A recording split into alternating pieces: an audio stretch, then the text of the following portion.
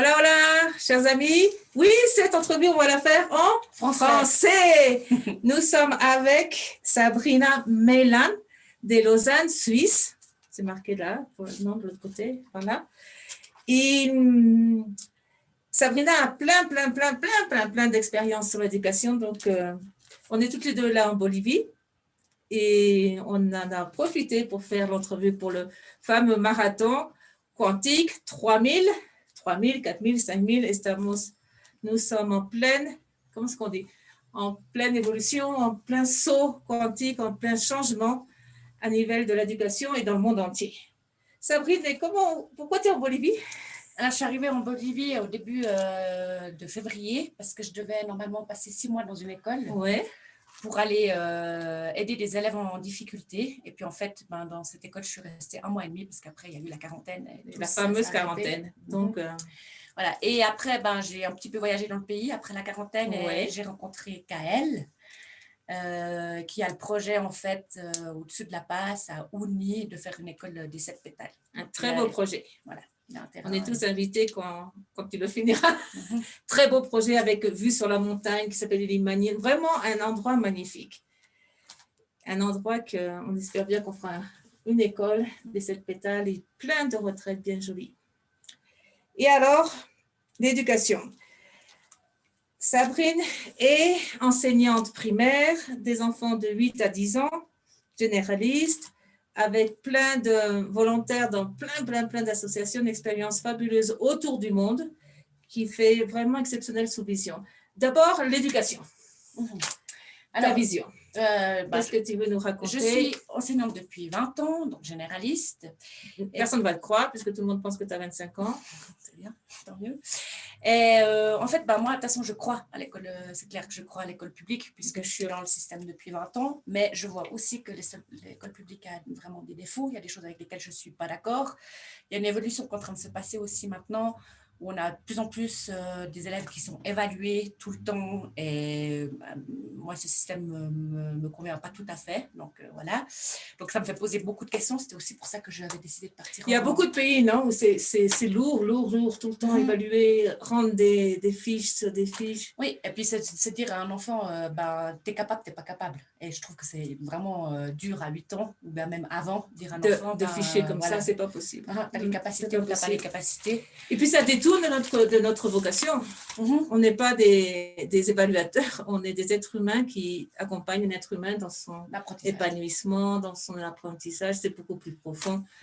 Bon, voilà. On passe, parce que sinon... Et puis, du coup, c'est vrai que moi, j'ai aussi cette impression que quand j'ai commencé il y a à peu près 20 ans, j'avais eu un élève qui s'appelle Alejandro, qui maintenant a 27 ans, qui continue à venir me voir à l'école à peu près tous les 2 ans, 3 ans. Il vient frapper pour me dire bonjour.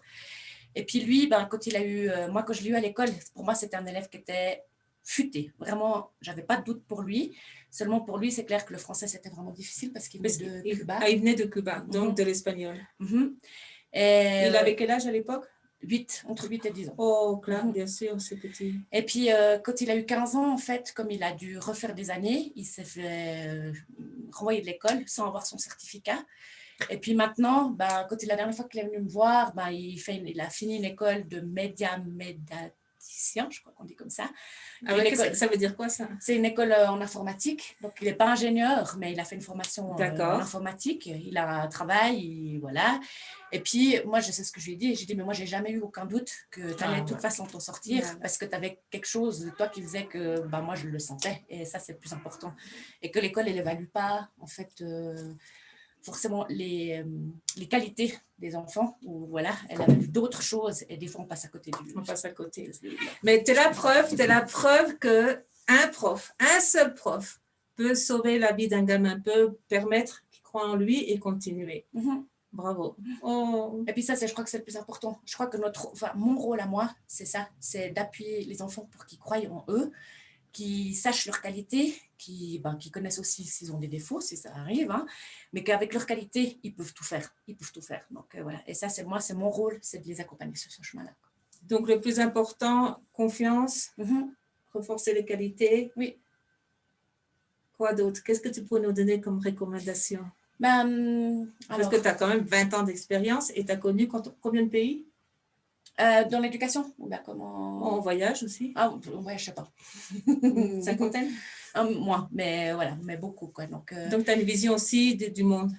Et puis, ce que j'ai pu voir aussi, parce que j'ai été au Burkina Faso pendant 6 mois et demi, Voilà. c'est que vraiment, on fait apprendre aux enfants par cœur, sans réfléchir, sans qu'ils se mettent en fait eux en action. Et puis, quand c'est un système comme ça à l'école où on te demande d'apprendre des savoirs et de les recracher, en fait, c'est les enfants qui sont les plus enfin les plus intelligents qui s'en sortent parce qu'ils arrivent à emmagasiner. Oui. Et puis les autres, qui ont un petit peu de difficulté, et ça ne veut pas dire qu'ils sont moins bons, c'est juste qu'ils n'ont pas une mémoire qui fait juste emmagasiner des savoirs. On passe à côté, et c'est dommage parce que c'est des enfants qui sont vraiment intelligents. Et il y aurait juste besoin des fois qu'on leur mette juste sur la bonne voie, qu'on dit, mais regarde, sur la bonne voie. Tu sais faire ça, voilà. Donc avec ça, tu peux t'en sortir. Donc, voilà. Oui. Donc, confiance. Je crois que pour apprendre, c'est confiance. Et puis pour moi, ce qui est super important aussi, on apprend beaucoup dans la relation. Si on a une relation de confiance avec un adulte ou avec une personne, on est bien disposé pour apprendre. Donc ça, c'est vraiment quelque chose. Confiance. En plus, en neurosciences, on dit qu'en français, neurosciences, c'est complètement prouvé maintenant que s'il y a confiance, si on est relax, ça veut dire zéro stress, tout le processus d'apprentissage va jusqu'au lobe frontal. Cette partie, comment tu l'appelles? Lobe frontal. Et apprendre est rapide, la mémoire est à long terme, c'est créatif et c'est plaisant. Donc, on va apprendre plus et plus. Ça s'appelle self-reward ou la auto-récompense. Donc, c'est tout à fait maintenant prouvé, mais il y a beaucoup à faire encore à la méthode. Comment on va arriver à tout ça? Et puis, c'est clair que l'école, en évaluant tout le temps les enfants, en ayant tout le temps des objectifs qu'ils doivent atteindre, on ne fait pas ça. Donc, voilà, on est en train de faire autre chose. Après, j'ai de la chance parce que comme mes élèves entre 8 et 10 ans, je peux un petit peu dévier manipuler pour qu'on arrive tous. Donc, voilà, c'est encore ma liberté, en fait. Ça, c'est bien. Maintenant, je vois sur ta feuille de vie, tu as fait, et ça, c'est une expérience très intéressante, ce qui s'appelle l'accompagnement à la vie. Alors, accompagnement. Tu peux nous raconter en quoi ça consiste et pourquoi c'est si important aussi d'être attentif à toutes les étapes de la vie. Alors, accompagnement à la vie, en fait, c'est une formation qui est de Caritas en Suisse, en partenariat avec la Croix-Rouge. Mais en fait, c'est une formation en soins palliatifs. Et ça veut dire que c'est des personnes qui vont accompagner des personnes qui sont en fin de vie. Et moi, j'ai eu plusieurs expériences. Donc, je suis allée quelques fois dans des hôpitaux quand les infirmiers t'appellent pour dire qu'il faut venir veiller une personne qui est angoissée parce que c'est une personne âgée ou même une personne qui va mourir et qu'elle a de la peine à passer la nuit. Oui. Mais les expériences que j'ai eues, surtout, c'est 2 accompagnements longs. Donc, j'ai eu un accompagnement avec une petite fille de 3 ans qui a une maladie dégénératrice. Et puis, j'allais la voir 1 fois par semaine pour soulager sa maman, en fait, pour qu'elle ait un peu de temps pour elle. Et puis, une autre, dans un EMS, une dame qui était dans un EMS avec une sénilité au départ légère, puis qui s'est accentuée au fil du temps. Et puis, pour moi, de nouveau, c'est être en relation avec les personnes. Ça, c'est de nouveau quelque chose qui est très important. Et puis, cette dame, c'était assez génial parce que, à la fin, elle ne parlait plus, elle ne pouvait plus marcher. On allait faire des promenades. Et puis, moi, en chaise roulante. En chaise roulante. D'accord. Et puis, moi, je lui parlais tout le long. Je lui racontais ma vie, je ne sais pas quoi et tout. Et une fois, je lui ai dit, mais j'espère, madame, que ça va pour vous, que je vous parle tout le temps, que vous n'êtes pas fatiguée. Je vous bassine. Voilà, que je vous bassine. Et puis, cette dame ne pouvait pas parler. Puis, en fait, ce qu'elle a fait, elle a pris sa main, puis elle m'a passé sa main dans le dos. Et c'est vrai que pour moi, c'était quelque chose de vraiment important. Et ça veut dire que dans la relation, pour moi, c'est quelque chose qui est, voilà, même dans mes voyages et dans tout ce que je fais, ou même dans le métier que j'ai choisi, je crois que c'est ça, c'est des métiers de relation.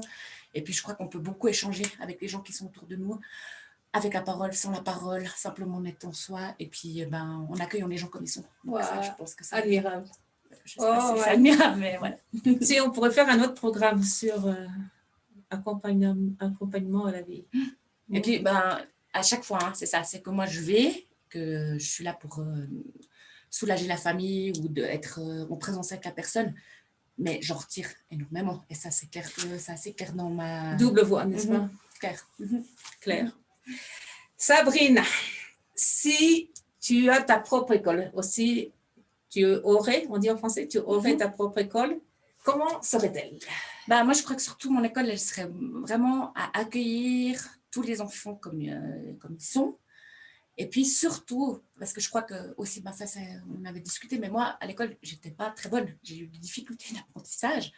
Et puis, c'est se dire, mais voilà, donc vous êtes là pour apprendre. Un enfant, ça apprend tout le temps, sur n'importe quel sujet. Puis dire qu'on a tous des qualités, qu'on a tous des capacités, et qu'avec ces qualités et ces capacités, on peut tous faire quelque chose. Puis ça, c'est vraiment quelque chose pour moi qui est important. Et que oui, que les enfants, c'est un moteur créatif, c'est vraiment voilà, donc eux, ils sont capables de déplacer des montagnes. Ils sont pleins de leurs moments dans leur vie où ils peuvent déplacer des montagnes. Les enfants peuvent déplacer des montagnes. Je crois que oui. Oui, on va le mettre en grand en bas. En espagnol, los niños, las niñas can move, pueden desplazar montañas. Children can move mountains. Para que lo pongamos bien en grande abajo. Et puis moi, je crois que c'est justement notre rôle à nous, des adultes, si on peut accompagner les enfants, c'est de leur faire... Le plus important, c'est qu'ils croient en eux. Et si on croit en soi, bah, moi, je crois qu'on deviendra des adultes qui sont aussi... Parce que si on veut des enfants qui croient en eux-mêmes, il faut qu'on... à nouveau, ça nous remet à nous-mêmes. Bien sûr. Bravo, bravo. Parce qu'en fait, on parle d'école et on parle souvent de la construction, des salles très jolies avec des arbres, des animaux. Mais le premier pas, c'est les relations humaines. Avant de penser à une architecture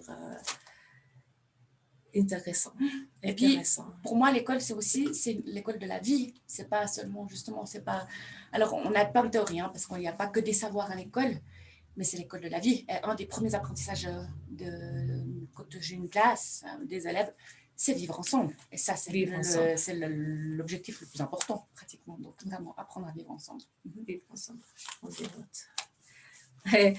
Rappelez-vous que tout le marathon et toutes ces vidéos, au moins un énorme cahier pour prendre des notes. Parce que c'est du vécu, c'est pas de la théorie, c'est changer l'éducation réellement pour de vrai. Enfin. Ton message de la conclusion, ton message au monde, vu que tu connais tant de pays, qu'est-ce que tu voudrais dire de ce marathon? Il y a 49 pays maintenant qui nous regardent. Qu'est-ce que tu voudrais leur dire? Déjà, que le monde est beau, ça c'est la première chose. Donc voilà, donc moi je trouve que ça c'est le premier message, c'est qu'on peut toujours rester émerveillé en fait de tout ce qu'on peut voir. Émerveillé. Et puis, pour moi, vraiment, ce qui est important, c'est, après, quand j'ai vu beaucoup de pays, souvent, je suis allée voir des écoles, parce que c'est quand même le domaine qui m'intéresse et tout. Et je me dis, mais tous ces enfants, ils sont tous géniaux, ils ont tous quelque chose à nous apporter. Et puis, voilà, le plus important, je crois que le message, ça paraît un petit peu bateau, mais c'est le message de l'amour, quoi. Et je crois que vraiment, on doit... aimer les autres, aimer les enfants, accueillir les gens comme ils sont, essayer de voir tout le temps les choses qui sont positives, accueillir les gens comme ils sont. Après, c'est clair que j'ai de la chance aussi, je suis en voyage, j'ai du temps, et j'ai du temps pour pouvoir accueillir toutes ces situations-là. Des fois, quand on est pris un peu dans le stress du travail et tout ça, on n'arrive plus à des rapports quotidiens. Et je crois que c'est ça, toujours rester émerveillé et puis attentif aux autres. Et je crois que si on arrive à être aussi en présence avec les autres et puis être là pour leur donner un petit coup de main ou bien pour voilà, un sourire. Un coup de main, c'est simple, hein, ça peut être un sourire, ça peut être une petite parole, quelque chose comme ça. Et il y a une sorte d'énergie qui circule parce que ça, on le reçoit aussi après en retour. Quoi. Donc voilà, ce serait ça. Sabrina, bienvenue en Bolivie. Merci. On va aller au lac Titicaca dans un mois, 3 semaines, et que toute ta belle expérience puisse se propager et que tous pourront s'apprendre. Et merci pour cette interview. Et puis, j'espère que les projets de l'association aussi, tout se passera bien et que, voilà, que les écoles seront là. Et peut-être que j'aimerais faire un stage dans une de vos écoles, voir un petit peu. Bienvenue, bienvenue et surtout pour échanger. Tant d'expérience. Je pense que c'est magnifique. Nous étions avec Sabrina Melan. Sabrina Melan. Melan en espagnol, pero c'est Melan, Sabrina, avec un A comme en espagnol, Melan, de Lausanne, Suisse, et qui nous a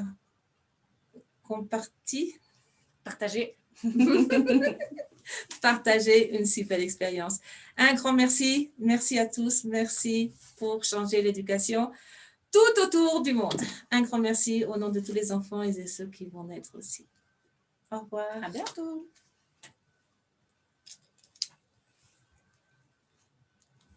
Ciao. Aquí. Ciao, ciao, ciao. Si.